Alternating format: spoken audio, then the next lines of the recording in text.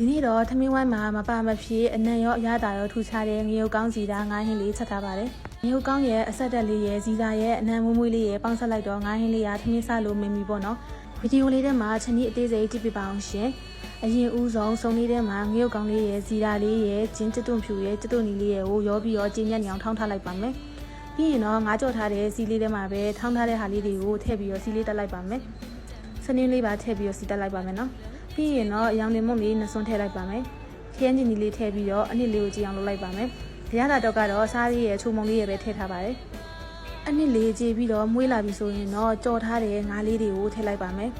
။ငါးလေးထည့်ပြီးတော့တိတိကျကျလေးမွေးပေးလိုက်ပါမယ်။အနစ်လေးတွေငါးလေးထဲမှာစိတ်ပြီးတော့ဝင်သွားပြီဆိုရင်တော့ရေလေးထည့်ပြီးတော့တည်ထားလိုက်ပါမယ်။ငါးကိုညှိနှမ်းပြောက်ပြီးတော့အသားချိုစီဖို့အတွက်ငရုတ်ကောင်းတဲ့ဇီယာကိုအဓိကအမွှေးဆိုင်နေနဲ့တုံးထားတာပါ။စီတက်တဲ့အချိန်မှာတည်းငရုတ်ကောင်းတဲ့လေးကမှုေးနေတာပဲ။ဟင်းရည်လေးကလည်းခပ်ပြစ်ပြစ်လေးဆိုတော့ထမင်းဖြူလေးနဲ့နေစားလိုက်ရင်တကယ်ကိုရှယ်ပါပဲ။ရိုးရိုးငိုင်းရည်နေတဲ့ပုံမွေးပြီးခရင်းလိုက်စီမဲ့ဒီဟင်းချက်နီလေးကိုအိမ်မှာလိုက်ချက်ကြည့်ကြအောင်နော်။